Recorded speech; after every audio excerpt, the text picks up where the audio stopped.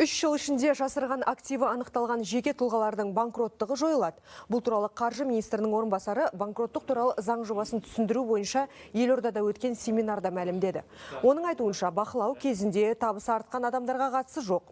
Себебі бұл заңның өзі азаматтардың төлем қабілетін арттыру мақсатында жазылған. Ал алаяқтық жолмен банкроттыққа қол жеткізгендердің қарызы сот арқылы қайтарылады. 3 жылға дейін осы банкроттық кезінде әдейілеп мүлкін шығарса, немесе бізден мәліметі жасырын қалдырып, мысалы да басқа бір активтері болса, соны көрсетпей ертең банкрот деп танылып жатса, онда біз бұл мәліметті алатын болсақ, онда біз банкроттықты қайта дұрыс қабылданбады деп кері қайтарамыз. Сонымен қатар банкрот деп танылуға көмектесетін пысықайлар да пайда болған. Қаржы министрінің орынбасары алаяқтардан абай болу керектігін ескертті.